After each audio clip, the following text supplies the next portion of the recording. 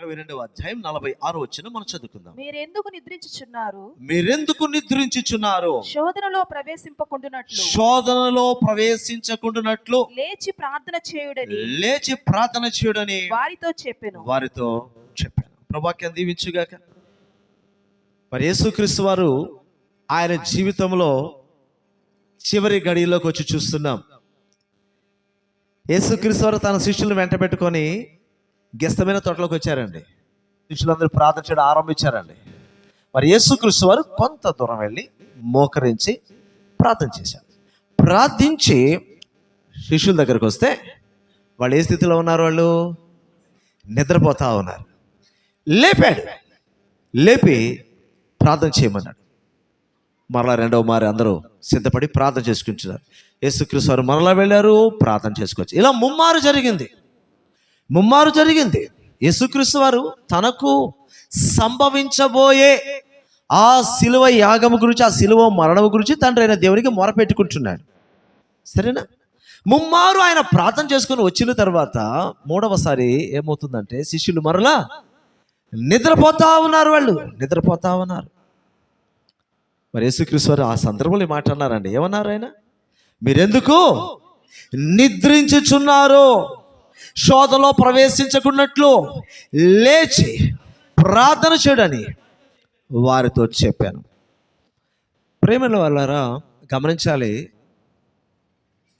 రాత్రిపూట మనందరం నిద్రపోతాం, పగలు మేలుకొని ఉంటాం. దేవుడు మనందరికీ క్రమాన్ని ఏర్పరిచే ప్రతి మనిషి, ప్రతి జీవరాశి అంతే. పగలు మేలుకొని ఉండాలా, రాత్రి నిద్రపోవాలి. ప్రతిరోజు నిద్రపోతున్నాం కదా. కానీ ఒక ప్రత్యేకమైన పరిస్థితి వచ్చింది. ఇప్పుడు ఒక ప్రత్యేకమైన పరిస్థితి వచ్చింది. శోధన గడియలో ఉన్నప్పుడు కూడా మేము హ్యాపీగా తిని నిద్రపోవాలనుకోవడం మాత్రం కరెక్ట్ కాదు.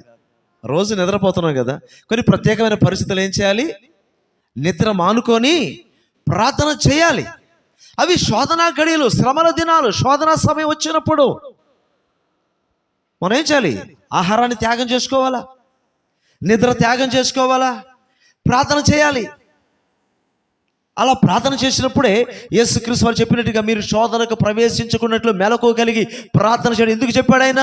అలా నిద్రపోతే ఏమొస్తుంది? శోధన వస్తుంది. మరి నిద్రపోకుండా ఉండాలి. కొంత కడుపు ఏం చేసుకోవాలా? మార్చుకోవాలా. కడుపు నిండా తింటే కమ్మగా నిద్ర వచ్చేస్తుంది. ఆకలి రుచి ఎరగదు, నిద్ర సుఖం ఎరగదు. కాబట్టి ఎక్కడ వదిలేసి అక్కడ నిద్రపోయేవాళ్ళు కొంతమంది ఉంటారు. కడుపు నిండా పడిందంటే వాళ్ళకి ఇంట్లో అక్కర్లా, వీధిలో పడుకుంటే నిద్రపోతారు. అలాంటి వాళ్ళు కూడా ఉంటారు. కానీ ఒకటి గమనించాలి, ప్రతిరోజు నిద్రపోతున్నాం, ప్రతిరోజు తింటున్నాం. అయితే ఈ ప్రత్యేకమైన శ్రమల సమయం వచ్చినప్పుడు, ఈ శోధన గడి వచ్చినప్పుడు ఏం చేయాలి? ప్రార్థన చేయాలి. ప్రార్థన చేయకపోతే ఏ శోధన అయితే మన కొరకు ఎదురు చూస్తుందో, ఏ కష్టం అయితే మన కొరకు ఎదురు చూస్తుందో, ఏ ఇబ్బందులు అయితే మన జీవితంలోకి రావాలని కనిపెట్టుకున్నాయో అవన్నీ వచ్చేస్తాయి. నిద్ర త్యాగం చేయకుండా నేను కొంతమందికి ఇటువంటి ఆలోచన ఉంటుందండి. శ్రమ రానిలే, కష్టమా రానిలే, శోధన రానిలే, మళ్ళీ చూసుకుంటాం, నేను తినాలా, తొంగోవాలా, ఇలా ఉంటారు. నిద్రపోతారు, ఉదయం లేస్తారు, తలుపు తీయడానికి ముందు శోధన ఇంట్లోకి వచ్చేస్తుంటాయి. మరలా అనుకుంటారు, నేను రాత్రి ప్రార్థన చేస్తుంటే బాగున్నే, ప్రభు నాకు మెలకువ ఇచ్చారు, ప్రభు నన్ను చాలాసార్లు ప్రేరేపించాడు, ఆనాడు శిష్యులను లేపినట్టే నా ప్రభు నన్ను లేపుతున్నాడు. రాత్రి 3 గంటలకు లేపాడు, టైం చూసా 3 గంటలకా, ఎప్పుడు అవసరం లేదులే, మళ్ళీ పడుకోవడం. మళ్ళీ 4 గంటలకు లేపుతున్నాడు యేసయ్య. అలారానికన్నా ముందే లేపేస్తాడు ప్రభు. నువ్వు నిజంగా లేయాలనే ఆలోచన కలిగి పడుకుంటే 4 గంటలకు లేపుతున్నాడు. 4 గంటలకు లేచి 4గే కదా సమయం అయింది, ఇంకా టైం ఉందిలే అని మరలా పడుకుంటా. అలా అయిపోయి ప్రార్థన ఉండదు, ఏమీ ఉండదు. టైం చూసుకోవడం, లేదా పక్కన అలారం ఉంటే ఆపుకొని పడుకోవడం. ఇటువంటి పరిస్థితుల్లోనే చాలా మంది విశ్వాసులు అలా ముందు కొనసాగుతూ వారి జీవితంలోకి ఏ శోధన రాకూడదని దేవుడు ఆశిస్తున్నాడో ఆ శోధన వీళ్ళే వెల్కమ్ చెప్పి తీసుకుంటున్నారు, ఇంట్లోకి ఆహ్వానించుకుంటున్నారు. సో ఆ పరిస్థితి మన జీవితంలో ఉండకూడదండి. అందుకని ప్రభువైన యేసుక్రీస్తు వారు తన వాక్యం ద్వారా ఈ రాత్రి మనందరితో మాట్లాడుతున్నాడు. మీరు లేచి ప్రార్థన చేయాలి. ఎందుకు నిద్రపోతున్నారు? సో అధికమైన నిద్ర ఏం చేస్తుందంటే ప్రార్థన లేకుండా చేస్తుంది. ప్రార్థన లేకుండా ఉన్న పరిస్థితి ఎక్కడికి దారితీస్తుంది అంటే శోధనలకు దారితీస్తుంది. అధిక నిద్ర, ప్రార్థన లేకపోవడం, శోధనకు ప్రవేశించడం. ఈ చిన్న సింపుల్ ఈక్వేషన్ గుర్తుపెట్టుకుంటే చాలు. అధిక నిద్ర, ప్రార్థన లేకపోవడం, శోధనలకు వెళ్ళిపోవడం. తప్పించుకోవాలంటే వాటికి ఆపోజిట్గా మనము చేయాలి. మరి ఇదే వాక్యము మరి మనము ఇంకో దగ్గర చూస్తే అక్కడ ఇంకొక మాట కూడా యేసుక్రీస్తు వారు చెప్తారు చక్కగా. మత్తయి సువార్త చూడండి, మత్తయి సువార్త 26వ అధ్యాయం 41వ వచనం. మత్తయి సువార్త 26, మీరు శోధనలకు ప్రవేశించుకున్నట్లు మెలకువగా ఉండి ప్రార్థన చేయుడి. మెలకుగా ఉండి ప్రార్థన చేయుడి. ఆత్మ సిద్ధమే గాని ఇక్కడ ఎక్స్ట్రా ఈ మాట ఉంటుంది. ఇక్కడ ఆత్మ సిద్ధమే గాని శరీరము బలహీనమని శరీరం బలహీనమని పేతురుతో చెప్పి యేసుక్రీస్తు వారు అంటున్నారు, ఆత్మ సిద్ధమే గాని ఓ పేతురు, మీ శరీరాలు బలహీనంగా ఉన్నాయి. ఆత్మ సిద్ధంగా ఉంది. ఆత్మలో అంటే ప్రార్థన చేసుకోవాలి. చాలామంది చాలాసార్లు అనుకుంటారు, నేను ఈరోజు గంట ప్రార్థన గడపాలి, నేను ఈరోజు 2 గంటల సేపు ప్రార్థన గడపాలి, లేకపోతే నేను ఈరోజు 3 గంటల సేపు ప్రార్థన గడపాలి. ఇలా చాలామంది ఆశపడతారు, కానీ ఏం చేస్తారంటే ప్రార్థన చేయలేరు. శరీరం బలహీనం. మరి పేతురుతోనే ఎందుకు చెప్పాడు? అందరు నిద్రపోతున్నారు కదా అక్కడ, శిష్యులందరూ నిద్రపోతున్నారు. మరి ప్రత్యేకించి పేతురికి ఎందుకు చెప్పాడు? ఎందుకంటే ప్రతిదానికి ముందు మాట అయితే పేతురు కాబట్టి. ఒక దగ్గర ఒక ఆల్-నైట్ ప్రేయర్ జరుగుతూ ఉంది. ఆల్-నైట్ ప్రేయర్లో పాటలు అయిపోయాయి, మెసేజ్ అయిపోయింది, స్తుతి ఆరాధన అయిపోయింది, ఇంకా అందరూ ప్రార్థనలు కూర్చుంటారు. సో ఒకరి తర్వాత ఒకరు ప్రార్థన చేయాలి.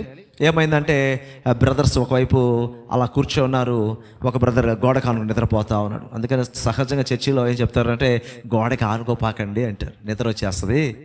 కానీ కొంతమందికి ఇబ్బంది అనుకోండి, నడు నొప్పులు ఉంటాయి, వాళ్ళు ఎక్కువసేపు కూర్చోలేరు, సో వాళ్ళకి తప్పదు. కానీ కొంతమంది పరిస్థితి అంటే అలా ఆనుకుంటే కమ్మగా నిద్ర వచ్చేస్తుంది వాళ్ళకి. పక్కన బ్రదర్ ఉన్నారు, పాస్టర్ గారు నిద్రపోయి లేపండి అని చెప్తున్నాడు పాస్టర్ గారు. మరి పక్కన సహోదరుడు ఈ నిద్రపోతున్న సహోదరుని తట్టి లేపుతున్నాడు, బ్రదర్ లేయండి. పాస్టర్ గారు లేండి. లేచి ఒకటే సమాధానం, ఆత్మసిద్ధమే శరీర బలహీనం అని చెప్పి మళ్ళీ నిద్రపోతున్నాడు అంట. కాసేపు మళ్ళీ తట్టి లేపితే, బ్రదర్ ఇందాకే చెప్పాను ఆత్మసిద్ధమే శరీరం బలహీనం, నన్ను లేపొద్దు అని చెప్పి నిద్రపోతున్నాడు. మరి ఎందుకు ఇప్పుడు ఆల్-నైట్ ప్రేయర్కి వచ్చినట్టు ఇంట్లో నిద్రపోవచ్చుగా. సో యేసయ్య ఎందుకు చెప్పాడంటే ఆ మాట, ఆత్మ సిద్ధమే శరీరం బలహీనంగా ఉంది నిజమే, బట్ మీరు ఏం చేయాలంటే మీ శరీరము మీ ఆత్మకు లోబడేటట్లుగా మీరు చేయాలి. అర్థమవుతుందా? శరీరానికి ఆత్మ, ఆత్మకు శరీరం ఎప్పుడు ఎలా ఉంటుందంట? కలిసిపోయి బాగా కోఆపరేట్ చేసుకుంటాయా? ఒకదానికి వ్యతిరేకంగా ఉంటుంది. ఆత్మకు శరీరం వ్యతిరేకంగా ఉంటుంది, శరీరానికి ఆత్మ వ్యతిరేకం ఉన్నది. కానీ ఆధ్యాత్మికంగా మనం ఎదిగే అనుభవం కావాలంటే మన ఆత్మ చెప్పినట్లుగా శరీరము మాట వినగలగాలి. అలా మనం చేసుకోవాలి. ఈ శరీరాన్ని మనం నలగొట్టాలి. అందుకనే పౌలు చెప్తారు ఒక మాట, చక్కటి మాట, నా శరీరాన్ని నేను నలగొట్టుకుంటున్నాను అంటున్నాడు. నలగొట్టుకోవడం అంటే కర్రలతో కొట్టుకోవడమో రాళ్లతో కొట్టుకోవడం కాదు. దానికి ఎలా వంచాలో అలా వంచాలా. ఆ వంచడానికి ముఖ్యంగా ఉపయోగించేదంటే అప్పుడప్పుడు ఉపవాసం పెడుతున్నారు శరీరానికి. మీకు తెలుసో తెలీదో ఒక మాట చెప్తాను నేను. మనము ఈ సర్కస్లో మీరు చూసుంటారో లేదో, ఒకప్పుడు సర్కస్లో ఇప్పుడు పెట్టేవాళ్ళు. సర్కస్లో క్రూర మృగాలు ఉండేది, పులులు, సింహాలు, అవన్నీ. ఆ సింహాలు, పులులు, ఆ క్రూర మృగాలను తీసుకొచ్చి వాడి చేత రకరకాలుగా చేపిస్తుంటారు, సర్కస్ చేపిస్తుంటారు వాళ్ళు. ఆ నడిపించి ఒక మాస్టర్ ఉంటాడు ఇక్కడ, ఆయన చేతిలో ఒక స్టిక్ ఉంటుంది, కరెంట్ స్టిక్ ఉంటుంది, దాంతో బెదిరిస్తుంటాడు. వాళ్ళు చెప్పినటువంటి విషయం ఏంటంటే, ఈ సింహాలు, ఈ పులులు మేము అడవులోంచి పట్టుకొస్తాము, గవర్నమెంట్ లైసెన్స్ తీసుకొస్తాము, అవి అక్కడ ఎదిగాయి కాబట్టి మన మాట విందు, పైన పడి రెక్కి చంపేస్తాయి యాక్చువల్లీ. కానీ మేము ఏం చేస్తామంటే ఆ పులులు, సింహాలంట ఒక గదిలేసి లాక్ చేసేస్తారంట. అన్న కూడు లేదు, దానికి ఫుడ్ లేదు, ఫుడ్ పెట్టరు అసలు. ఎప్పటిదాకా పెట్టరంటే కనీసం లేచి నిలబడే శక్తి కూడా కోల్పోతాయంట. అవి లేచి నిలబడలేని పరిస్థితి తీసుకొస్తారంట ఫుడ్ పెట్టకుండా. వీళ్ళని ఎదురుగా నిలబడినా కూడా కనీసం చెయ్యి కూడా పైకి ఎత్తలేదు, అట్లా అయిపోద్ది పరిస్థితి. అలాంటి పరిస్థితి తీసుకొచ్చి ఆ సింహాల్ని, పులుల్ని వాళ్ళ కోరుకున్నట్టు తగినట్టుగా కొద్ది కొద్దిగా ఫుడ్, కొద్ది కొద్దిగా వాటర్ ఇచ్చి లోబరుచుకుంటున్నారు. హల్లెలూయా. సింహాలు పులులనే లోబరుచుకోవాలంటే వాటి కొద్దిగా చెప్పాను కదా ఎలా ఉంటుందో అలా చేస్తారు. అలాగే మన శరీరం కూడా మనకు లోబడాలంటే అప్పుడప్పుడు దాన్ని ఉపవాసంతో ఏం చేయాలా? ఉపవాసంతో నలగొట్టాలి. అప్పుడు ఆ సింహాలు పులులు వాళ్ళకి లోబడిట్లుగా మన శరీరము మనకు లోబడదు. కూర్చుంటే కూర్చోలే అంటే లే, నిద్రపోతే నిద్రపో, మేలుకుంటే మేలుకో. మరి ఆసక్తి ఉంటేనే చేస్తారు, కానీ అందరు చేస్తారా? ఏదో ₹1,00,000 ఆదాయం వచ్చేది చెప్తే వెంటనే చేస్తారు, కానీ ఇలాంటి చెప్తే ఎవరు చేస్తారండి? ఎక్కడైనా కానీ, ఎక్కడైనా ఒకటే కదా. హల్లెలూయా. ఎక్కడైనా ఒకటే. సో కొద్దిమంది అయినా దీన్ని ఫాలో అవుతారన్నదే ఆయన కోరిక, ఆయన ఆశ. ఇప్పుడు ఈ రాత్రి కొన్ని విషయాలు చూడబోతున్నాం నిద్ర గురించి.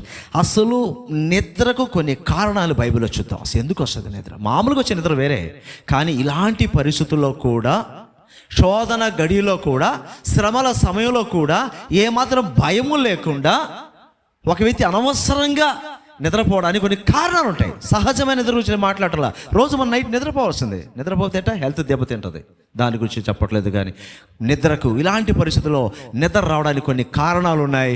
బైబిల్లో చూడబోతున్నాం. ఆ మొదటి కారణం ఏంటంటే ఇదే లూకాసు సువార్త అండి. లూకాసు సువార్తలోకి రండి. మరలా లూకాసు సువార్త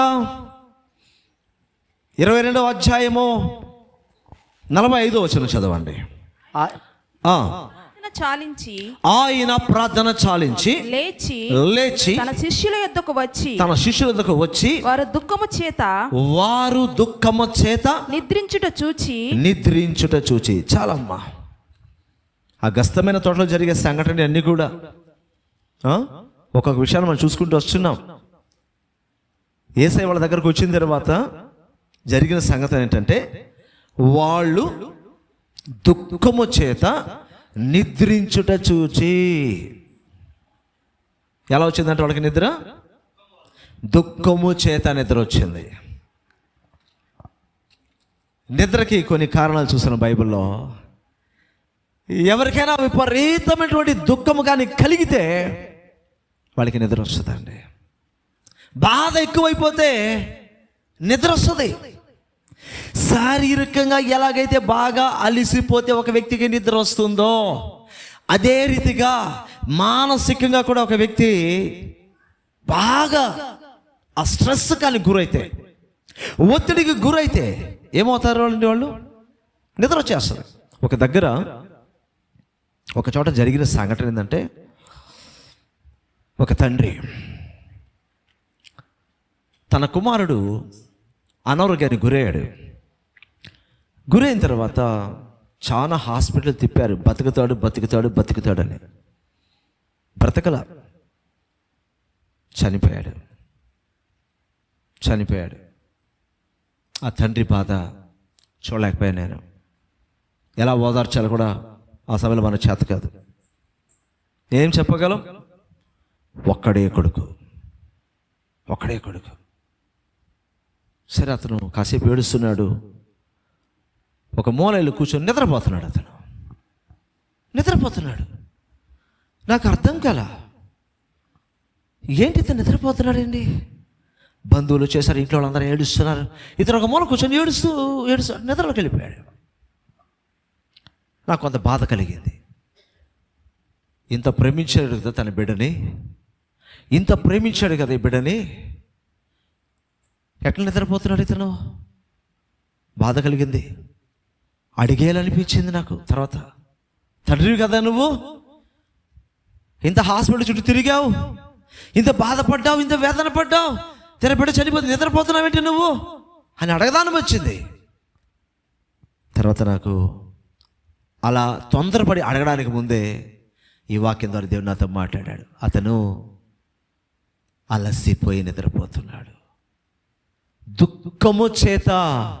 దుఃఖము ఎక్కువైపోయి, మానసికంగా అలసటకు గురైపోయి తనకే తెలియకుండా నిద్రలోకి వెళ్ళిపోయాడండి. సో నిద్ర కారణాలు, దుఃఖము చేత నిద్ర వస్తుంది.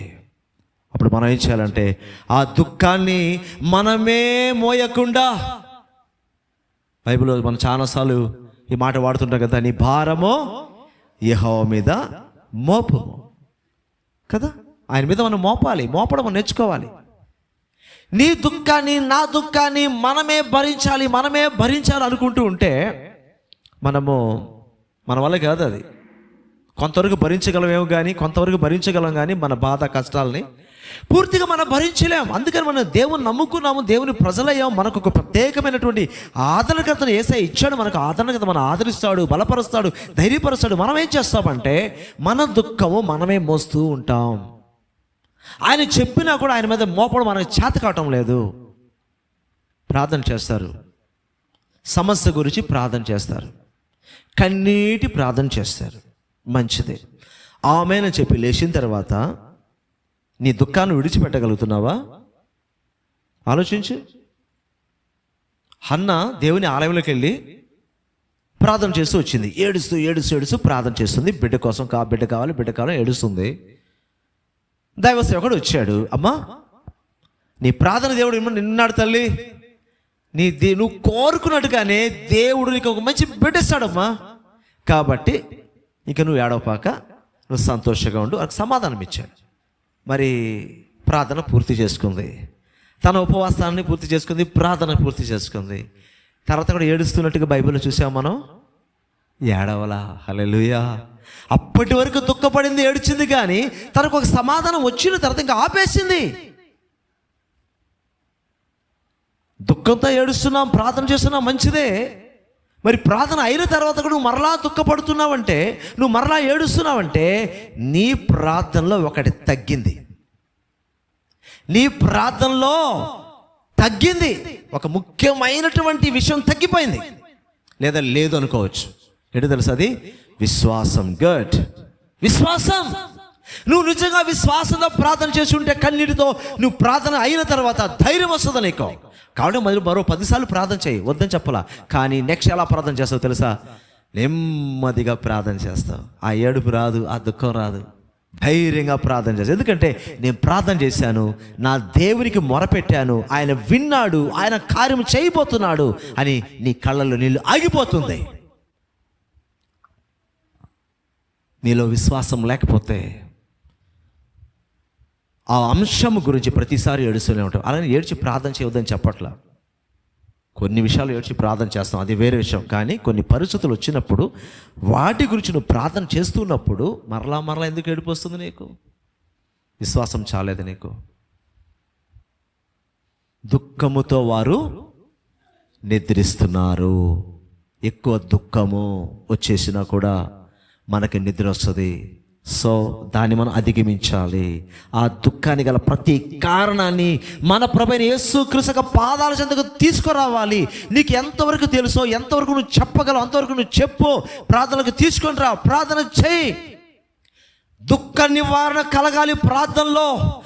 ఏడుస్తూ మోకరించిన నీవు నవ్వుతూ పైకి లేవాలి. హల్లెలూయా. ఏడుస్తూ మోకరించిన నీవు నవ్వుతూ పైకి లేవాలి. ఒకవేళ సాతానుడు నీ దగ్గరకు వచ్చి నేను బెదిరించిన పోరా సైతానా అని చెప్పాలా. భయపడకూడదు, ధైర్యంగా ఉండాలి, ధైర్యంగా ఉండాలి. దేవుని బిడ్డలు మనం ధైర్యంగా ఉండకపోతే మా జీవితాలు కూడా మేము ఎన్నో శ్రమలు అనుభవించాం, ఎన్నో కష్టాలు అనుభవించాం, ఎన్నో బాధలు పడ్డాం అండి. సంపూర్ణ సేవకు వచ్చిన తర్వాత తిండి తిప్పలేనటువంటి పరిస్థితి. రాత్రి పడుకుంటే ఉదయం ఎలా జరగాలో మా చేత కాదు. ఉదయం లేస్తే మధ్యాహ్నానికి ఏముంటుందో మాకు తెలియదు. మధ్యాహ్నం రాత్రి ఏం దొరుకుతుందో తెలియదు. సంపూర్ణ సేవకులు అంతా సమస్తం కోల్పోయిన తర్వాత 0 లెవెల్కి మమ్మల్ని తీసుకొచ్చాడు యేసయ్య. 0 లెవెల్ నుంచి కట్టుకుంటూ వచ్చాడు. ఈరోజు యేసయ్య వైపు మాత్రమే చూడడం నేర్చుకున్నాం. ఏమి కావాలని ఆయన వైపు చెందినది ప్రార్థన చేయడమే. ధైర్యంగా ఉండేవాళ్ళం. సో ఆయన ద్వారా ఎన్నో కార్యాలు చూసాం. మీరందరూ చూస్తున్నారు, లేదని చెప్పాలి, కానీ మర్చిపోతాం మనం. అది మీ అందరి జీవితంలో యేసయ్య కార్యం చేశాడు. కాబట్టి ఈరోజు మీరు ఇక్కడ చక్కగా కూర్చున్నారు. దేవుని కార్యాలు అనుభవించకుండా ఎవరు లేదు. అందరి పక్షంగా, మా పక్షంగా, మీ అందరి పక్షంగా ఆయన కార్యం చేస్తాడు ఆయన. కానీ మనం చాలా విషయాల్లో ఆయన చేసిన కార్యాలు మరిచిపోయి మరలా యథావిధిగా బలహీనమైన పరిస్థితికి వచ్చేసేసి ఆయన ఏం గతంలో చేయనట్టు ఇప్పుడు చేస్తాడో లేడో అన్నట్టుగా ప్రార్థన చేస్తుంటారు కొంతమంది. ఆ పరిస్థితి నుంచి మనం విడుదల పొందాలి. కనుక ఆ శిష్యులు దుఃఖము చేత ఏమైనారంట? నిద్రించారు. సో మనం దాన్ని అధిగమించాలి. ఇంకొక కారణం చూద్దామా? నిద్రకి ఇంకొక కారణం. యోనా గ్రంథంలోకి వద్దామండి. యోనా 1వ అధ్యాయం 6వ వచనం. నిద్రకు 2వ కారణం చూడబోతున్నాం. అప్పుడు ఓడ నాయకుడు అతని యొద్దకు వచ్చి ఓయి నిద్రపోతా నీకేమి వచ్చినది లేచి నీ దేవుని ప్రార్థించు మనము చావకుండా ఆ దేవుడు మన యందు కనికరించునేమో అనేను. ఇక్కడ మరి యోనా గురించి చాలా సార్లు మీరు వింటారు, అందరికి బాగా తెలుసు. సండే స్కూల్ పిల్లలు కూడా తెలుసు అండి యోనా గురించి కదా. సో యోనా ఒక ప్రవక్త. దేవుడు దర్శించాడు, యోనా నీవు నీనేవే పట్టణానికి వెళ్ళు, నేను చెప్పింది అక్కడ ప్రకటించు. అక్కడ ప్రజలు భయంకరమైన పాపములు ఉన్నారు, వారి మీదకి శిక్ష రాబోతుంది, వారు నశించిపోయే స్థితిలో ఉన్నారు, నువ్వు వారికి వెళ్ళి ప్రకటన చేయి అని దేవుడు చెప్పాడు. మరి యోనా ఏం చేశాడు? యోనాకైతే ఆ ప్రాంతానికి వెళ్ళి ప్రకటించడం నచ్చదు. వ్యక్తిగతంగా ఆ ప్రాంత ప్రజలంటే అతనికి నచ్చదు. కానీ ఒక ప్రవక్తకు ఉండాల్సిన లక్షణం అయితే కాదు. దేవుడు చెప్పంటే ఎవరికైనా సువార్త చెప్పాల్సిందే. మనకు ఒక శత్రువు ఉన్నాడు అనుకోండి, మనకు ఒక పెద్ద శత్రువు ఉన్నాడు, ప్రభు మనల్ని దర్శించి నువ్వు అతనికి సువార్త చెప్పండి చెప్పాలా. నీ వ్యక్తిగత నీ కోపం ఉండొచ్చు, పగ ఉండొచ్చు, అతని ద్వారా నువ్వు నష్టపడి ఉండొచ్చు, కష్టపడి ఉండొచ్చు, నువ్వు సమస్తాన్ని కోల్పోయి కూడా ఉండొచ్చు. ఒకవేళ ప్రభు నేను దర్శించి నీవు ఆ వ్యక్తికి స్వార్థ చెప్పు అంటే వెళ్ళిపోయి చెప్పాలా. కానీ ఇతనేమంటాడు తెలుసా? యోనా, అయ్యా నువ్వు కనికరంగల దేవుడివి, నువ్వు కరుణా సంపన్నుడివి, ఒకవేళ నేను వెళ్ళి నువ్వు చెప్పిన మాట ప్రకటిస్తే అక్కడ ప్రజలందరూ కూడా పశ్చాత్తాపడిపోయి నీకు లోబడిపోతే నువ్వు వాళ్ళు క్షమించేస్తావు, నువ్వు వాళ్ళు మన్నించేస్తావు. అందుకనే నాకు ఇష్టం లేదు అక్కడ చెప్పడానికి ఆయన చెప్తున్నాడు. దేవునితో అలా చెప్తాడు అతను. సో ఆ ప్రయత్నంలో ఏం చేశాడో మనందరికీ బాగా తెలుసు. నీనేవే పట్టణానికి వెళ్ళమంటే తర్షీషుకు వెళ్ళిపోయాడు. అతనికి ఆ ఓడర్ వెళ్ళినప్పుడు అతనికి అనుకూలంగా వచ్చిన ఓడలు ఎక్కేశాడు.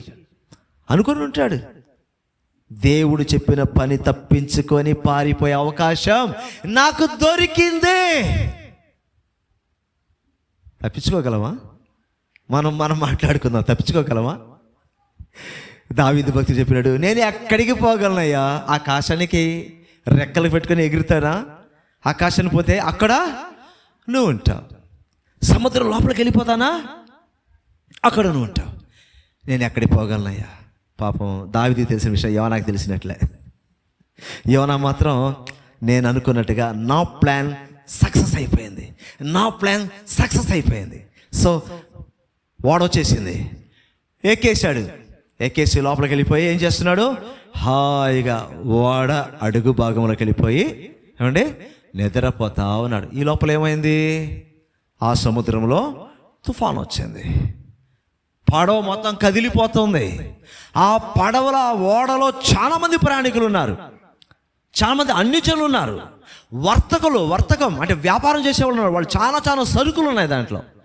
ఈ విపరీతమైన తుఫాను వచ్చేసరికి సముద్రం అంతా కదిలిపోతూ ఉంటే ఏమండి వీళ్ళందరూ రకరకాల ప్రయత్నాలు చేస్తున్నారు. ఓడలో ఉండేవాళ్ళు ఏం చేస్తున్నారండి? వాళ్ళ దగ్గర సరుకులను తీసుకెళ్ళి సముద్రం వేసేస్తున్నారు. అంటే ఓడను తేలిక చేస్తున్న బరువు ఎక్కువ అయితే మునిగిపోద్ది. ఆ టైంలో ఓడలు ఎక్కువ బరువు ఉంటే కదిలిపోతే మునిగిపోద్ది. సో కొంత తేలిక చేస్తే పైకి తేలుతుంది, కాబట్టి మునిగిపోయే ప్రమాదం తప్పుతుందని వాళ్ళకు తోచిన ప్రయత్నం చేస్తున్నారు, సరుకులను తీసి వేసేస్తున్నారు. ఇంకా ఏం చేశారంటే అప్పటికి కూడా సముద్రము ఉప్పొంగుతూనే ఉంది, ఓడ కదిలిపోతూనే ఉంది. వాళ్ళు మరొక ప్రయత్నం చేశారు. వాళ్ళ ఇష్ట దేవతలకి దేవుళ్ళకి వాళ్ళు మొక్కుకుంటున్నారు, ప్రార్థన చేస్తున్నారు, వాళ్ళ దేవుళ్ళని పిలుస్తున్నారు, కాపాడండి అని. ఏం ఫలితం కనిపించాలి వాళ్ళకి. చీట్లు వేశారు. ఇది ఇక్కడున్న ఎవరో ఒకరి ద్వారా దీన్ని కలిగినట్టు వాళ్ళకి ఆలోచన వచ్చింది. అక్కడ పేర్లన్నీ రాసి చీట్లు వేస్తే యోనా పేరు వచ్చింది. దేవుడు పట్టించేస్తాడమ్మా,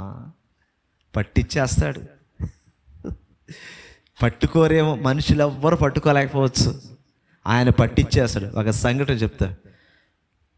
కొన్ని సంవత్సరాల కిందట అంటే మన ఇండియాలో నుంచి ఒక స్త్రీ ఫారెన్కి ఆమె ఏం చేస్తుందంటే ఈ బ్రౌన్ షుగర్ ఇలాంటివి ఉంటాయి కదా, దాన్ని ఆమె సరఫరా చేస్తుంది. ఎట్లా చేస్తుందంటే పెద్ద ఆమె, వయసులో చూడగానే పెద్ద ఆమె, చూడండి పెద్దరికం, పైగా మెడలో ఒక సిలువ వేసుకొని చేతిలో ఒక జపమాల పెట్టుకొని స్తోత్రం స్తోత్రం స్తోత్రం ఆమె చూసి అమ్మ భక్తురాలమ్మ వెళ్ళిపోమ్మ అనిపిస్తుంది. మరి ఆమె అలాంటి వేషంతో ఉంటూ ఆమె ఇక్కడి నుంచి ఫ్లైట్ ఎక్కింది, వేరే దేశానికి దిగింది. ఆమె అనుకుంది నన్ను ఎవ్వరు గమనించాలా, నన్ను ఎవరు చెక్ చేయాలా, పై రూపాన్ని బట్టి పైన భక్తిని బట్టి ఇంకా నమ్మకం వచ్చేసింది, వదిలేశారు. కానీ యేసు అక్కడ ఏం చేశాడు తెలుసా? పట్టిచ్చేసాడు. హల్లెలూయా, పట్టిచ్చేసాడు అంతే. ఆయన నామాన్ని ఉపయోగించి మోసం చేసి ఒప్పుకుంటాడు ఆయన, ఎవరు పట్టుకోనక్కర్లా, ఆయన తీసుకెళ్ళి పట్టిచ్చేస్తాడు అక్కడ. సో ఇక్కడ ఏమైందంటే ఆ చీట్లు వేసినప్పుడు పట్టిచ్చేశాడు, అతని పేరే వచ్చింది. అప్పుడు ఓడ నావికుడు దిగొచ్చి, ఓడ అడుగు బాగా దిగొచ్చి ఓయి నిద్రపోతా, వాహ్ ఎంత మంచి బిరుదండి, ప్రవక్త అయిన ప్రవక్తని నిద్రపోతా. ఎట్టుంటుంది ఆ మాట అంటే, నిద్రపోతా. ఏమొచ్చింది నీకో, అసలు నువ్వు ఎవరు, నీ సంగతి ఏంటి, వాడంతా కదిలిపోతుంటే నువ్వు ఎట్ట నిద్రపోతున్నావు, ఎట్ట కదిలిపోద్ది ఆ సముద్రంలోని వాడ, అసలు ఎట్ట నిద్రపోతుంది నాకు అర్థం కాల. ఆ నిద్ర ఎట్ట వచ్చిందో యోనాకి. వెంటనే లేయి, నీ పరిస్థితి అంటే మొత్తం చెప్తాడు. దేవుడు నన్ను పిలిచాడండి, దేవుడు దర్శించాడండి, పలానా పట్టణానికి వెళ్ళమడండి, నేను దేవుని మాట వినలేదు, దేవుని మాట వెళ్ళకుండా నా సొంత ప్రయత్నం చేత ఈ పడవలోకి ఎక్కాను, అందుకే ఇలా జరిగింది, ఈ విపత్తుకి ఈ పరిస్థితులకి నేనే కారణం. ఇప్పుడు ఏం చేయమంటావు? నన్ను తీసి సముద్రంలో వేసేయండి, మీరు అందరి బతికి బట్ట కట్టాలంటే నన్ను తీసి సముద్రంలో వేసేయండి. వాడికి మొదటి బాధ కలిగింది, ఎట్రా వేసేది ఈ మనిషిని, ఇంకో ప్రాణం మీదకి వచ్చేసి ఇంకేం చేయాలా, ప్రాణం మీదకి వచ్చేసా తీసేసేసారు. సో ఇక్కడ మన సబ్జెక్ట్ అంతా కాకపోయినా ఇక్కడ మనం ఏం చూస్తున్నాం అంటే యోనా నిద్రపోతున్నాడు. ఆ టాపిక్లకు వచ్చేద్దాం. సబ్జెక్ట్ ప్రకారం లాస్ట్ దాకా వెళ్ళిపోవాలా, మనకు ఆ పాయింట్ పట్టుకుందాం. యోనా నిద్రపోతున్నాడు. ఎలా వచ్చింది నిద్ర అతనికి? సోమరి అని పిలువబడ్డాడు. ఎవరికి నిద్ర వస్తుందంటే బాధ్యత రహితంగా ఎవరుంటారో వాళ్ళకి నిద్ర వస్తుందండి. ఇతడు బాధ్యతారహితంగా ఉన్నాడు, దేవుడు చెప్పిన ఒక పని చెయ్యలా, బాధ్యతారహితంగా ఉన్నాడు, బాధ్యత లేని పరిస్థితి ఉన్నాడు. మన ఇళ్ళలో కూడా మనం చూస్తుంటాం, కొంతమంది బాధ్యత కలిగిన వాడికి నిద్ర పట్టదు, అసలు బాధ్యత కలిగిన స్త్రీకి నిద్ర పట్టదు. ఉదయం లేవాలా, టిఫిన్ చేయాలా, నా భర్త ఆఫీస్కి వెళ్ళాలా, మా పిల్లలు స్కూల్కి వెళ్ళాలా, లేస్తుంది గబ్బ గబ్బ గబ్బ గబ్బ ప్రిపేర్ చేస్తుంది. ఓపిక ఉన్నా లేకపోయినా, ఆరోగ్యం ఉన్నా లేకపోయినా ఏం చేస్తుంది, అన్నీ రెడీ చేస్తుంది, పిల్లలకి రెడీ చేసి, భర్త రెడీ చేసి, ఎందుకంటే బాధ్యత కలిగి ఉన్న స్త్రీ. అదే బాధ్యత రహితంగా ఉంటే మెల్లగా 10 గంటలకు లేస్తుంది ఆమె. పిల్లలు అమ్మ అమ్మ అమ్మ లేపి వాళ్ళు వెళ్ళిపోతారు, భర్త ఏమే నాకు తిట్టేసి వెళ్ళిపోతాడు, ఆయన లేవదా ఆమె. పురుషులైనా కావచ్చు, కుటుంబాన్ని ఏం పట్టించుకోరు కొంతమంది. ఈరోజు ఏంటి పరిస్థితి కూడా వాళ్ళు ఆలోచించరు, పనికి వెళ్ళరు, తిన్నామా ముద్ద తిన్నామా నిద్రపోయావా, వాళ్ళు భలే నిద్ర వస్తుంది. ఎందుకంటే బాధ్యత ఉంటే నిద్ర రాదు, ఆ బాధ్యతని లేపేస్తుంది. లై ఎట్టొస్తుంది నిద్ర? ఇన్ని తల మీద ఇంత బాధ్యత పెట్టుకుని నిద్ర ఎట్టొస్తుందండి? యోనా బాధ్యత రహితంగా ఉన్నాడు, ఆత్మీయ జీవితంలో బాధ్యత రహితంగా ఉన్నాడు. ఆత్మీయ జీవితంలో బాధ్యత రహితంగా ఉంటే అన్ని విషయాల్లో కూడా తెలియకుండానే బాధ్యత రహితంగా మారిపోయే ప్రమాదం అయితే ఖచ్చితంగా ఉంటుంది. సో దీన్ని మనం అధిగమించాలి. అంటే ఏం చేయాలి? బాధ్యత కలిగి ఉండాలి. దేవుడు మనకి ఏ చిన్న పని చెప్పినా చేయాలి. సేవ ఆరంభంలో కొంతమంది విశ్వాసులు మనకి అంటే అన్ని అనుభవాలు ఉండవు కదా. ఒక బ్రదర్ని పిలిచి, బ్రదర్ చిన్న పని, దేవుడు మనకి చక్కటి మందిరం కట్టించాడు, నీళ్లు కొట్టాలంటే హౌస్ ఓనర్ చెప్పింది, కొద్దిగా రండి బ్రదర్ నీళ్ళు కొడుతుర్రంటే 5 నిమిషాలు వస్తా సార్, 5 రోజులు కనిపిడు ఆయన. అంటే పిలిస్తే పరిగెత్తుకుంటూ వస్తారేమో అనుకునేది, నేను అన్నీ చేసేస్తారేమో అనుకునేది. మెల్లగా అర్థమైంది, వీళ్ళని నమ్ముకుంటే చాలా కష్టం, మన పని మనమే చేసుకుందాం. దేవుడు మేము ఇప్పుడు ఉన్నటువంటి చర్చి మేము కట్టుకోలేదండి, అద్భుతం చేశాడు దేవుడు, ఒక వాగ్దానం ఇచ్చాడు. మేమున్న ప్రాంతాలు మేము సేవ చేస్తూ ఉంటే దేవుడు ప్రవచనాత్మకమైన ఒక వాక్యం ఇచ్చాడు. ఈ ప్రాంతములో 1000 మంది పట్టే మందిరం నేను ఇస్తాను, దానికి ముందు ఒక చిన్న మందిరం ఇస్తాను అని దేవుడు మాకు ఒక ప్రవచనాత్మక వాగ్దానం ఇచ్చాడు. ఆ వాగ్దానం వచ్చిన కొన్ని నెలల తర్వాత ఒక స్త్రీ మా సంఘానికి వచ్చి, ఒక అన్యురాలు వచ్చింది, దురాత్మల చేత పీడింపడుతూ వచ్చింది. మరి యేసునామములో ప్రార్థించినప్పుడు ఆ దురాత్మ నుంచి ఆమె విడుదల పొందింది, క్రీస్తును స్వీకరించింది. ఆ ప్రాంతంలో నాకు ఒక బిల్డింగ్ ఉంది. ఆమె చెప్పింది, పాస్టర్ గారు మీరు ఇంకా రెంటెడ్ రూమ్లో ఉండాల్సిన అవసరం లేదు, మా బిల్డింగ్ మీద మీకు చర్చి కట్టిస్తాం. హల్లెలూయా, దేవునికి మహిమ. ఆ తల్లి గారి ద్వారా దేవుడు అందులో ఒక్క ఇటుక కూడా నేను కొనలేదు, చిన్న కష్టం కూడా పడలేదు. సెకండ్ ఫ్లోర్లో ఇంచుమించు ఒక 100 మంది పట్టే మందిరాన్ని ఉచితంగా కట్టించేసింది. దేవునికి మహిమ. ఇప్పుడు ఎదురు చూస్తున్నాం 1000 మంది పట్టే మందిరం కోసం. అది కూడా ఆయన కట్టిస్తాడంతే, ఆయన కట్టిస్తాడంతే. పని ఆయనది. నేను ఐ వాజ్ సర్వెంట్ ఓన్లీ. నేను పనోడిని, నేను యజమాని ఆయన. యజమాని నేను, పనోడిని నేను, కూలోడిని. ఆయన చెప్పింది చేస్తే చాలు, నేను మిగతా ఆయన చూసుకుంటాడు. దానికి ఎక్స్ట్రా బటన్ పడాల్సిన అవసరం లేదు, నా సొంత ప్రయత్నం చేయాల్సిన అవసరం లేదు.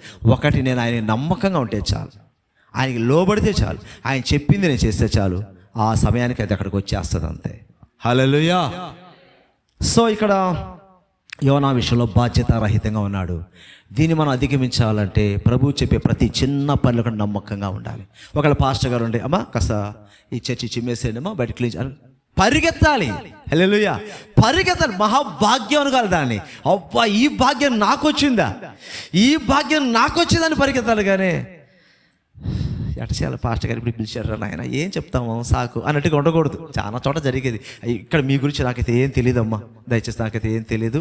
నేను చాలా చోట్ల అయితే మా సంఘంలో కానీ వేరే దగ్గర వేరే సేవకులు చెప్పే విషయాలు నేను మరి వింటుంటాను కాబట్టి కొన్ని అనుభవాలు మాకుంటాయి. సో ఎక్కువ శాతం అలా ఉంటారు. చిన్న పనిలో నమ్మకంగా ఉంటే ఏం చేస్తాడు దేవుడు? పెద్ద పనిలో నిలబెట్టాడు, పెద్ద పని అప్పగిస్తాడు మనకి. హల్లెలూయా. చిన్న పనిలోనే నువ్వు అశ్రద్ధగా ఉంటూ బాధ్యతారహితంగా ఉంటే, నాకు పెద్దది కావాలి, నలుగురిని అప్పగిస్తేనే నమ్మకంగా లేదంటే, అయ్యా నాకు 10,000 మంది కావాలయ్యా, ప్రభా నేను 1,00,000 మంది ముందు వాక్యం చెప్పాలయ్యా అనుకోని అట్ట. అయ్యా అప్పుడు ఆయన అంటాడు, నీకు 10 మంది ఇచ్చులా, ముందు వాళ్ళు చక్కగా చూసుకో, ఆ తర్వాత చూద్దాం అంటాడు. సో సేవకులైన మాకైనా కావచ్చు, విశ్వాసాలైన మీరైనా కావచ్చు, మనందరూ ఎలా ఉండాలంటే బాధ్యత రహితంగా అయితే ఉండకూడదు, బాధ్యత కలిగి మనం జీవించాలి. మనకు అప్పగిస్తే అతి చిన్న పనిలో కూడా మనం నమ్మకంగా ఉంటే దేవుడు మనం హెచ్చిస్తాడు. ఇక్కడ మన నిద్ర గురించి మాట్లాడుతున్నాం కదా. మొదటిగా కారణం ఏం చేస్తామంటే, అధికమైన దుఃఖము చేత మనకు నిద్ర వచ్చే ప్రమాదం ఉంది. దాన్ని మనం ప్రార్థనతో అధిగమించాలి. తర్వాత బాధ్యత రహితంగా ఉంటే నిద్ర వస్తుంది, సోమరిపోతాని ఇతరుల చేత చెప్పించుకోవాల్సిన పరిస్థితి వస్తుంది. అలాగే ఒకసారి మా బ్రాంచ్ పాస్టర్ ఒకసారి మా ఇంటికి వచ్చాడు. చర్చిలో పడుకోండి పాస్టర్ గారు అన్నా నేను. ఆయన పడుకోన్నాడు. సరే ఆయన ఉదయం లేసి ప్రార్థనత అయిపోయి ఉంటుందని నేను ఉదయం అక్కడ ఆయన దగ్గరికి పోలేదు, చర్చిలోకి పోలేదు. నేను వెళ్ళి డిస్టర్బ్ అవుతుందని చూశాను కింద టిఫిన్కి రాలేదు. ఏంది ఇంకా రాలేదు అని 9 గంటలకు వెళ్తే హాయిగా గొరకలు పెట్టి నిద్రపోతున్నాడు ఆయన. పాస్టర్ గారు అన్న ఉలిక్కి పడేసి, అయ్యగారు వందరు ప్రార్థన అయిపోయిందన్న. ఆయనకి అబద్ధం చెప్పలేక నిజము చెప్పలేక తబ్బిపోయిపోతున్నాడు. నేను గట్టిగా పట్టుకోకుండా కాముగా వచ్చేసాను. రండి టిఫిన్ రెడీ. కిందకు వచ్చి నా దగ్గరకు వచ్చి, మీ ముఖం చూడడానికి సిగ్గుగా ఉంది పాస్టర్ గారు. ఏమంటే, నేను ప్రార్థన చేసుకోవాలా, ఇప్పటిదాకా నిద్రపోతావనా? నేను సేవకులే ఇలాగుంటే ఏమండి కొన్ని చోట అట్టుంటారు. అందరూ అట్టు కాదండి. నిద్ర మేలుకొని ప్రార్థన చేసేవాళ్ళు, తమ విశ్వాసుల గురించి తెలిసిన వారి గురించి ప్రార్థన చేసేవాళ్ళు ఉన్నారు. సో నేను చెప్పేది ఒకటి, రాత్రి మనము ఇలా కానీ బాధ్యత రహితం ఉంటే జీవితంలో ప్రతి విషయంలో బాధ్యత రహితం ఉంటాం. ప్రతి విషయంలో ప్రతి చోట మనకు అవమానం ఎదురవుతుంది. బాధ్యతారహితంగా ఎవరైతే ఉంటారో వాళ్ళు ఆత్మీయతలో ఎదగలేరు, భౌతికంగా ఎదగలేరు. వాళ్ళ జీవితాలు ఎక్కడేసిన గొంగడు అక్కడే ఉన్నట్టుగా, బెల్లం కొట్టిన రాయిలాగా వాళ్ళ బ్రతుకు అలానే ఉండిపోద్ది. అలా ఉండడం ఇష్టమా? అలా ఉండిపోతామా? ఎన్ని సంవత్సరాలైనా 10 సంవత్సరాలు దేవుని నమ్ముకొని, అమ్మ రక్షింపడ్డా, రక్షణ అంటే ఏంది పాస్టర్ గారు అనేవాళ్ళు కూడా ఉన్నారు. రక్షణ అంటే ఏందా? 20 సంవత్సరాలు మారు మనస్సు పొందాము. మారు మనస్సు అంటే ఏంది పాస్టర్ గారు? మాకు తెలియదే. కొంతమంది అయితే ఇలాగే చెప్పేస్తారు, పాస్టర్ గారు నేను పరలోకానికి వెళ్తాను, నాకేం నమ్మకం లేదు పాస్టర్ గారు, ఒక పెద్ద ముసలామి. నీకే నమ్మకం లేకపోతే ఎట్టప్పుడు? కారణం ఏంటి? వాళ్ళ జీవితంలో వాళ్ళు శ్రద్ధగా ఎదగల, దేవుళ్ళు ఎదగల, బాధ్యతారహితంగా, ప్రతి విషయంలో బాధ్యతారహితంగా ఉన్నారు. కాబట్టి వాళ్ళు సంవత్సరాలు చూస్తే, బైబిల్ ఒక దగ్గర ఒక మాట ఉంది, కాలమును బట్టి చూస్తే మీరు బోధకులై ఉండవలసి ఉన్నది. కాలాన్ని బట్టి చూస్తే మీరు ఏ స్థితిలో ఉండాలా? బోధకులైపోయి ఉండాలా, ప్రీచర్స్గా ఉండాలా, మీరు ఉపదేశించేవారుగా ఉండాలా. కానీ మీరు ఎలా ఉన్నారు? ఇంకా కూడా పాలు తాగే పసిపిల్లలాగా ఉన్నారు. ఇంకా మీకు ఇంకా బేసిక్స్ చెప్పాలా? రక్షణ, మారు మనసు, బాప్తిజం, బేసిక్స్ కదా ఇవన్నీ కూడా. ఇంకా ఇంకొకరు వచ్చి మీకు బోధించాలి. కారణం ఏంటి? వాళ్ళ ఆత్మీయ జీవితంలో బాధ్యతారహితంగా ఉన్నారు. వాళ్ళు వాక్యం చదవరు, ప్రార్థన చేసుకోరు, దేవుని శక్తిని రుచి చూడరు. ఇలాంటి పరిస్థితుల్లో ఉండడం వల్ల వాళ్ళు అలానే ఉంటారు. ప్రభు తరచుగా తన వాక్యం ద్వారా అలాంటి వాళ్ళకి గద్దిస్తారు. మనమైతే అలా ఉండకూడదు. బాధ్యత రహితంగా ఉండకుండా బాధ్యత యుతముగా ఉండడం మనం నేర్చుకుందాం. ప్రభు కృప మనకు అనుగ్రహించును గాక. ఓకే, 3వ పాయింట్, నిద్ర ఎందుకు వస్తుంది? నిద్ర ఎందుకు వస్తుంది? ఆదికాండ గ్రంథం 9వ అధ్యాయం, ఆదికాండ గ్రంథం 9వ అధ్యాయం 20-21 వచనాలు. నోవహు వ్యవసాయము చేయనారంభించి ద్రాక్ష తోట వేసాను. ఏం తోట వేసాడంట? ద్రాక్ష తోట వేసాను. పిమ్మట ద్రాక్షరసము త్రాగి మత్తుడై తన గుడారములో వస్త్రహీనుడిగా ఉండెను. నోవహు గురించి చూస్తున్నామా? నోవహు గురించి మనకు బాగా తెలుసు కదా. నోవహు అనగానే ఏం గుర్తు వస్తుంది? ఓడ, పెద్ద ఓడ, జల ప్రళయం. ఆ దినాల్లో నీతిమంతుడిగా దేవుని చేత ఎంచబడ్డాడు. దేవునికి లోబడిన వ్యక్తి నీతిమంతుడు నోవహు. తనను, తన కుటుంబాన్ని రక్షణలోకి నడిపించుకున్నాడు. దేవుని మాటకు లోబడ్డాడు. అది వరకు ఎన్నడూ వినని హెచ్చరిక విన్నాడు. దేవుడు చెప్పాడు. ఏం చెప్పాడు? ఇదిగో జలప్రళయం తీసుకురాబోతున్నా నేను అని చెప్పినప్పుడు, ఓడ నిర్మించుకోమని చెప్పినప్పుడు, ఓడ కొలతలు చెప్పినప్పుడు, దేవుడు చెప్పిన కొలతలు దేవుడు చెప్పిన చెట్టుతో ఆయన చక్కగా ఓడ నిర్మించుకున్న. ఆ విషయంలో తన భార్య సహకరించింది, 3 కుమారులు సహకరించారు, 3 కోడలు సహకరించారు. అదే సమయంలో ఆయన ప్రకటన చేస్తున్నాడు. అది వరకు ఎన్నడూ వినని ప్రకటన అది. అప్పటి వరకు భూమి మీద అస్సలు జలప్రళయము రాలేదు. ఇప్పుడు తుఫాను వస్తుందని మనకు ఎవరు హెచ్చరిక ఇచ్చారనుకో, మనకు తెలుసు తుఫాన్ అంటే. తెలీదా? తుఫాన్ అంటే తెలుసు, ఎన్నోసార్లు వచ్చింది. తుఫాన్ అంటే తెలుసు. సునామీ అంటే ఒకప్పుడు మనకు తెలీదు. 2004లో తెలిసింది సునామీ అంటే ఏందో. అంతకుముందు మనకు తెలీదు. సో ఒక కొత్త హెచ్చరిక వచ్చింది, ఒక కొత్త జల ప్రళయం. అది ఎలా ఉంటుందో నోహకే తెలియదు. కానీ విన్నాడు, లోపడ్డాడు, చేశాడు. చక్కగా అందులోకి ప్రవేశించారు. మీకు ఆ చరిత్ర అంతా తెలుసు. సో 40 పగళ్ళు 40 రాత్రులు ప్రచండమైన వర్షం పడింది.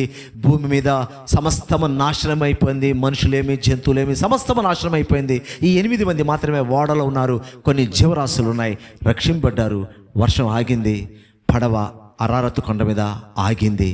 తర్వాత దేవుడు నోవహు వారి కుటుంబాన్ని బయటికి తీసుకొచ్చాడు. క్రొత్త సృష్టి. హల్లెలూయా.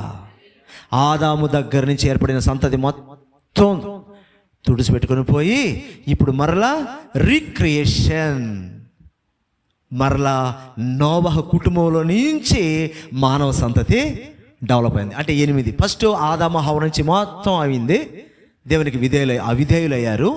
మొత్తం నాశనం చేసి 8 మందిని రక్షించాడు. ఆ 8 మందిలోంచి ఇప్పుడు ప్రపంచం అంతా కూడా జనాభా వచ్చింది. ఇది మనందరికి బాగా తెలుసు. ఇంత గొప్పవాడండి నోవహు. దేవుని యొక్క మాట విన్నాడు కదా. ఓకే, జలప్రళయం ఆగిపోయింది. పడవలో నుంచి వచ్చేసారు బయటికి. జీవరాశులన్నీ కూడా బయటకు వచ్చేసాయి. ఇప్పుడు ఈయన ఏం చేశాడంటే చక్కగా ఒక ద్రాక్ష తోట వేశాడు. తోట వేసి మంచిదే, తోట వేయడం మంచిదే, పని చేయడం మంచిదే, తప్పు అని చెప్పట్లేదు. పని చేయడం తప్పు కాదు. ద్రాక్ష తోట వేసాడు. అయ్యగారు ఏం చేశారండి? ఏం చేశాడు? ద్రాక్ష రసము తాగి మత్తుడై తన గుడారములో వస్త్రహీనుడిగా ఉండేను. ఇక్కడ మత్తుడై అంటే నిద్రపోతున్నాడు. ఎందుకు విపరీతమైన నిద్ర వచ్చేసింది తనకి? ద్రాక్షరసం తాగి మత్తు తెచ్చుకొని నిద్రపోతున్నాడు. ఒంటి మీద గుడ్డలు ఉండే సంగతి కూడా తాగుబోతోళ్ళకి తెలియదు. తెలుసా తాగుబోతోళ్ళకి? తీసుకెళ్ళి కుప్పతోటి పక్కన పడుకోబెట్టిన హాయిగా నిద్రపోతారు. పక్కన పందులు కుక్కలు ఉన్నా కూడా వాటి పక్కన పిల్లల పక్కన పడుకున్నట్టుగా హాయిగా ఎంజాయ్ చేస్తూ నిద్రపోతుంటారు. తెలీదు. కారణం ఏంటో తెలుసు? నిద్రకి సుఖం, అధికమైన సుఖం వచ్చేసింది. అయ్యగారికి నెమ్మది, ప్రశాంత్. ఇంతవరకు వాడ తయారు చేశాడు, రకరకాల టెన్షన్ ఫీల్ అయ్యాడు, అంత అయిపోయింది. ఇప్పుడు సుఖం వచ్చేసింది. కష్టాలన్నీ పోయింది. కష్టాల్లో బాగానే ఉన్నాడు అయ్యగారు, కష్టాల్లో బాగున్నాడు, శ్రమలో బాగున్నాడు, నమ్మకంగా ఉన్నాడు, అన్నీ చేశాడు. కష్టాలను పోయి సుఖంలోకి వచ్చేసరికి బుద్ధి మారిపోయింది. ద్రాక్షరసం తాగితే మత్తు వస్తుందని నోవా తెలీదా? తెలుసు. అమితంగా తాగి ఒంటి మీద గుడ్డలు నాయలేదు కానీ తెలియక నిద్రపోతున్నాడు. ఎవరైనా? నోవాహు. సో నిద్ర ఎందుకు వస్తుంది తెలుసా? సుఖం ఎక్కువైతే ఏమొస్తుంది? నిద్ర వస్తుంది. చాలా మంది కష్టాల్లో నమ్మకంగా ఉండి ఆశీర్వాదం రాగానే, సుఖము రాగానే ఆ ప్రార్థన ఎట్టిపోతుందో, ఆ వాక్య ధ్యానం ఎటు వెళ్ళిపోతుందో, సంఘ సహవాసం ఎటు వెళ్ళిపోతుందో, శ్రమల్లో ఎన్ని కూటాలున్నా కూటాలకి మేము వస్తాం సార్. ఒకసారి ఒక స్త్రీ అలాగే వచ్చింది, చాలా కష్టాలు వచ్చి మా దగ్గరికి ప్రార్థన చేస్తున్నాం. మరి పాస్టర్ గారండి, ఆదివారం తర్వాత, ఆదివారం కాకుండా ఇంకా ఏ కార్యక్రమాలు ఉన్నాయండి? చెప్పామమ్మా, శుక్రవారం ఉందమ్మా, శనివారం ఉందమ్మా, ఆదివారం ఉందమ్మా, ఇంకా కొన్ని గృహ కోటాలు ఉంటాయి. పాస్టర్ గారు ఎక్కడున్నా చెప్పండి, వచ్చేస్తా, ఎక్కడున్నా వచ్చేస్తా. చెప్పాం. ఎంత సిన్సియర్. 10 గంటలకి ప్రార్థన అంటే 9:30కే ఉంటుంది ఆమె. వాళ్ళ ఇంట్లో కూడా తీసుకొచ్చేసారు. మెల్లమెల్లగా దేవుని మహాకృపను బట్టి వాళ్ళకున్న శ్రమలన్నీ పోయాయి, కష్టాలన్నీ పోయాయి, అప్పులన్నీ పోయాయి. దేవుడు సమృద్ధిగా బ్లెస్ చేశాడు. బ్లెస్సింగ్స్కి వచ్చే కొద్దీ ఒక్కొక్క కార్యక్రమానికి వాళ్ళు ఆబ్సెంట్ అయిపోతున్నారు.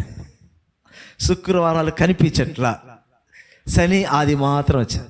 శనివారం కనిపించట్లా. ఏమంటే కుదరటం లేదు పాస్టర్ గారు. తర్వాత మెల్లగా ఆదివారం కనిపించట్లా.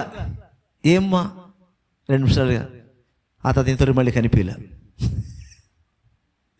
చూసారు? మాకెందుకు ప్రభా ఈ కష్టం, ఎందుకు ప్రభా ఈ బాధలు? అవి ఉండబట్టి చర్చిలో ఉన్నాం. ఇంకా విపరీతమైన ఆశీర్వాదం వచ్చేసింది అనుకోండి. కొన్నిసార్లు ఆశీర్వాదం కూడా మనకి ఆధ్యాత్మికతను దెబ్బతీస్తుంది కొన్నిసార్లు. అలాగని కష్టాలు ఉండమని చెప్పట్లేదు, దరిద్రతలు ఉండమని చెప్పట్లేదు వాక్యం. మనం ఆశీర్వదింపబడాలని చెప్తుంది. ఆశీర్వదింపబడినా కూడా నమ్మకంగా ఉండాలి. కష్టాలు రోజు గంట ప్రార్థన చేస్తున్నావు, సుఖంలో కూడా గంట ప్రార్థన చేయగలగాలి. కష్టాలు రోజు నువ్వు వాక్యం చదువుతున్నావా గంట, సుఖంలో కూడా వాక్యం చదువుగలవు. ఇప్పుడు ఓకే. కొంతమందికి అంతే, కొన్ని ముళ్ళులాగా దేవుడు పెడతాడు. ఈ ముళ్ళు తీసేళ్ళు ఇంకా మాట ఏంటరు, దూరం అయిపోతారు. దేవునికి దూరం అయితే ఎవరికి దగ్గర అవుతారు? సైతానికి దగ్గర అవుతారు కదా. దేవునికి దూరం అయిపోతే లోకానికి, సాతానికి దగ్గర అయిపోతారు. ఇలా దగ్గర అయిపోయిన ఎంతమంది ఉన్నో తెలుసా? ఎంతో ఉజ్జీవంగా ఉన్నవాళ్ళు, ప్రార్థన ప్రార్థన ప్రార్థన, వాక్యం వాక్యం, సంఘం సంఘం చెప్పిన వాళ్ళు ఈరోజు లోకం వెంట తిరుగుతూ ఉన్నారు. మరి ఆ సమయంలో యేసయ్య ఎంత బాధపడతారండి? వీళ్ళు ఆశీర్వాదం కావాలన్నారు, ఆశీర్వాదం ఇచ్చాను, నమ్మకంగా లేరు. మనలా వస్తారు కొంతకాలం తర్వాత, యేసయ్యా అంటారు. మళ్ళీ కష్టం వచ్చింది ప్రభు అంటారు. కానీ యేసయ్య ఏం చెప్తాడండి? తోసేస్తాడా? ఎవరినైనా ఎప్పుడైనా తోసేశాడా? తొయిలా. ఆయన ఎప్పుడు ఎవరిని తొయిలా. అందుకని బైబిల్లో ఒక చక్కటి మాట నాకు తెలుసుకున్నప్పుడు భలే సంతోషం వస్తుంది. కృతజ్ఞత లేని వారి ఎడల కూడా ఆయన కృప చూపించి కార్యం జరిగించే దేవుడు గారు. అనేది కృతజ్ఞత లేని వారి విషయంలో కూడా మనమైతే తోసేస్తాం. మన దగ్గర వచ్చి సహాయం పొంది వెళ్ళిపోయారు అనుకోండి, ముఖం కూడా చూడకుండా. ఎప్పుడైనా మరలా సహాయం కోరి మన దగ్గరికి వస్తే ఏమంటాం మనం? ఏమయ్యా బుద్ధి ఉందా? ఏ మొహం పెట్టుకొని వచ్చావు నువ్వు? ఒకప్పుడు చేశాను వెళ్ళిపోయావు, మరలా ఇప్పుడు ఏ మొహం పెట్టుకొని వచ్చాను అని గద్దిస్తాం, సహాయం కూడా చేయం. కానీ దేవుడు అలా కాదు. నువ్వు వచ్చావు కదా, హ్యాపీ, మారు, ఇప్పుడన్నా మారు, నీకు సహాయం చేస్తా, మళ్ళీ కూడా సహాయం చేస్తా, నీకు ఎన్ని స్థలాన్ని సహాయం చేస్తా, నువ్వు మారు, సాక్షిగా నిలబడు అంటాడు. సో నిద్రకి ఒక 3 రీజన్స్, ఒక 3 కారణాలు చూసాం. మొదటి కారణం ఏంటంటే ఎక్కువ దుఃఖం వస్తేస్తే నిద్ర వస్తుంది. రెండవది బాధ్యత రహితంగా ఉంటే నిద్ర వస్తుంది. మూడవది ఎక్కువ సుఖం కలిగితే నిద్ర వస్తుంది. ఈ మూడిట్లో మనం విజయం పొందాలని యేసయ్య చెప్తున్నాడు. ఒకవేళ ఈ మూడు రకాల కారణాలు కాక ఇంకేమైనా కారణాలు కూడా ఉండి మనం తరచుగా నిద్రపోతూ ఉంటే నెక్స్ట్ పరిస్థితి ఏంటి అని చెప్పి ముగించేస్తాను నేను. ఏమవుతుంది? మార్చుకోవాలా? అలానే ఉన్నాం, నిద్రపోతానే ఉన్నాం, ప్రార్థన లేదు, పరిస్థితి ఏంటి? ఒక ఎగ్జాంపుల్ చూసుకుందాం. ఎటువంటి శోధనలు వస్తాయో, ఎటువంటి పరిస్థితులు వస్తాయో. 2వ సమూయేలు గ్రంథం మనందరికి బాగా తెలిసిన విషయం అండి ఇది. 2వ సమూయేలు 11వ అధ్యాయం 1వ వచనం. వసంత కాలమున రాజులు యుద్ధమునకు బయలుదేరు సమయమున దావీదు యోవాబును అతని వారిని ఇశ్రాయేలునందరిని పంపగా వారు అమ్మోనీయులను సంహరించి రబ్బా పట్టణమును ముట్టడి వేసిరి. అయితే దావీదు యెరూషలేమునందు నిలిచెను. ఒకానొక దినమున ప్రొద్దుగుంకు వేళ దావీదు పడక మీద నుంచి లేచి రాజనగరి మిద్దె మీద నడుచుచు పైనుండి చూచుచుండగా, చాలమ్మా, పైనుంచి చూచుచుండగా ఇక్కడ దావీదు మహారాజు గురించి చూస్తున్నాం. దేవునికి హృదయానుసారుడు దావీదు. గొర్రెలు కాచుకునే దావీదును ప్రజలను పరిపాలించే స్థితిలోకి మహారాజుగా దేవుడు చేశాడు. ఇక్కడ దావీదు గురించి చూస్తున్నాం. వసంతకాలమున యుద్ధానికి పోవలసిన సమయమున దావీదు అందరినీ పంపించాడు యుద్ధానికి. దావీదు యుద్ధానికి పోలా. ఎక్కడున్నాడు? రాజనగర్లోనే ఉన్నాడు. ఎప్పుడు లేచాడు ఆయన? సాయంకాలము ప్రొద్దుగుంకు వేళ పడక మీద నుంచి లేచాడు. అంటే ఒకటి యుద్ధానికి పోవాలి, లేదా తన సైన్యము గురించి దేవుని సన్నిధిలో మోకరించి ప్రార్థించాలి. ప్రభువా, నా సైన్యాన్ని పంపించున్నాను, నా సైన్యానికి ముందు వెనకను ఆవరించి మా సైన్యానికి భద్రతనిచ్చి శత్రువుల మీద మాకు విజయం అనుగ్రహించు అని ప్రార్థన చేస్తుండాలి. రెండూ చేయాల. యుద్ధానికి పోలా, ప్రార్థన చేయాల. అయ్యగారు సాయంత్రం పొద్దుగుంకేదాకా అయ్యగారు హాయిగా నిద్రపోయి లేచి బయటకు వచ్చాడు. మెద్ది కింద చూశాడు, చూడరాని దృశ్యం చూశాడు. అందరికీ తెలుస్తుంది. మరలా దాన్ని ఎక్స్ప్లెయిన్ చేయనక్కర్లా. ఎక్స్ప్లెయిన్ మనకు అవసరమా? తెలీదా? కొన్ని దగ్గర ఎంత ఎక్స్ప్లెయిన్ ఇస్తారు ఇలాంటి విషయాల గురించి. అవసరమా? మెసేజ్ అంతా అంత డల్గా విన్నా అక్కడ ఎక్స్ప్లెయిన్ మాత్రం భలే వింటారు చాలా దగ్గర. నేను చెప్తాను, పాపములో పుట్టి పాపంలో పెరిగినాం మనం. పాపం గురించి ప్రత్యేకంగా వివరించనక్కర్లా. ఎక్కడ కూడా పాపం గురించి ఎక్కువ వివరణ అక్కర్లా, టచ్ చేసి వెళ్ళిపోవాలంతే. పరిశుద్ధతను గురించి ఎక్కువ వివరించాలి. పాపం గురించి ఎక్కువ వివరిస్తే ఎలా ఉండదో తెలుసా? చేప పిల్లకి ఈత నేర్పించినట్టు ఉంటుంది. చేప పిల్లకి ఈత నేర్పించడం అవసరమా? పుట్టిందే నీళ్ళలో, దానికి ఈత తెలియకుండా ఉంటుందా? సో ఎవరికి కూడా బైబిల్లో అక్కడక్కడ సంఘటన ఉన్నప్పుడు ఎక్కువగా ఎక్స్ప్లెయిన్ చేయకూడదు, దాన్ని టచ్ చేసుకుంటూ వెళ్ళిపోవాలి. సో ఇతను ఒక స్త్రీని చూశాడు, పాపలు పడ్డాడు. తర్వాత మరి జారత్వం అనబడిన పాపంలోకి కొనసాగాడు. ఆమె భర్తను హతమార్చాడు. సో హత్య చేసేసాడు. ఇటు జారత్వము, లేకపోతే వ్యభిచారము, హత్య, ఇలాంటి నేరాలకు గురైపోయాడు. కారణం ఏంటో తెలుసా? ప్రార్థన లేకపోవడమే. మీరు శోధనలోకి ప్రవేశించుకున్నట్లు మెల్లకు కలిగి ప్రార్థన చెప్పి శోధనలకు వెళ్ళిపోయాడు దావీదు. పాపం అనబడిన శోధనలకు వెళ్ళిపోయాడు. తనకు తెలుసు తప్పని, తను చేస్తున్న తప్పని తెలుసు. తప్పు అని తెలుసు కూడానే మనిషి తప్పు చేస్తాడని. ఈ ప్రపంచం చాలామంది తెలిసి తెలియక చేసిన తప్పు అంటుంటారు కదా. అయ్యా తెలుసో తెలియక అనే పదం రాంగ్. ఎవడు తెలియక చేయడు, ప్రతి ఒక్కరు తెలిసే తప్పు చేస్తాడు. ఇది వాస్తవం. ఇది 99% మనిషి తెలిసే తప్పు చేస్తాడు. 1% ఎక్కడో తెలియక. కానీ మాట మాత్రం తెలుసో తెలియక ప్రభాక్షమే. తెలుసో తెలియక. మనకెందుకు తెలీదా? మనం ఏం చేస్తున్నాం తెలీదా? మనం ఏం ఆలోచిస్తున్నాం తెలీదా? మనం ఏం మాట్లాడుతున్నాం తెలీదా? ఏం చూస్తున్నాం తెలీదా? ఏం చెయ్యాలని ప్లాన్ చేస్తున్నాం మనకు తెలీదా? అంత భయంకరమైనటువంటి పరిస్థితుల్లో దావీదు వెళ్ళిపోయాడండి. అన్నీ తెలుసు, అన్నీ తెలిసిన బల్లంట కుడితలు పడి చచ్చిందంట. మీకు తెలుసు బాగానే అని. కుడితిని వెళ్ళి పెట్టుంటే ఆ కుడితిని మొత్తం ఈగలు అన్నీ వచ్చి ఉంటాయి. ఆ బల్లి అటు అటు అటు పోతుంటుంది. దాంట్లో పడితే సస్తానని తెలుసు, అయినా పురుగులు ఏదో పట్టుకొని ట్రై చేసి తప్పన పడిపోద్ది, దాంట్లో చచ్చిపోతుంది. మనకు అంతే, వాక్యం అంతా తెలుసు, ఏం చేస్తే ఏం జరుగుతుందో కూడా తెలుసు. తీరా దేవుడు అనేకుల చేత హెచ్చరిక ఇచ్చినా నీ మనస్సాక్షి నీ మీద దోషారోపణ చేస్తూ వద్దు వద్దు అంటున్నా ఆ మనస్సాక్షిని కట్టి పక్కన పడేసి చెప్పిన వాళ్ళు పక్కకి నెట్టేసి వీళ్ళు ఏం చేయాలో అది చేస్తారు. కారణం ఏంటంటే ప్రార్థన లేకపోవడం, వాక్య ధ్యానం లేకపోవడం, సంఘ సహవాసం లేకపోవడం, దేవునితో సరైన సంబంధం లేకపోవడమే దీనికి కారణం అనుకోవచ్చు.